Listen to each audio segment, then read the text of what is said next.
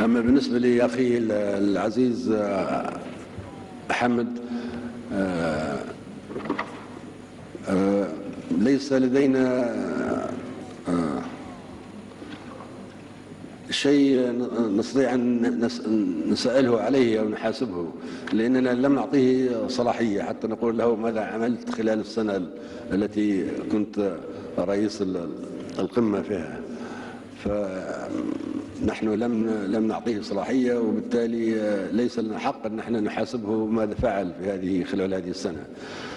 وعلى حال هو من الفراغ من القمة إلى القمة، وأنا سأكون مثله تقريبا، بل هو أحسن مني في ملء الفراغ لأسباب تعرفونها.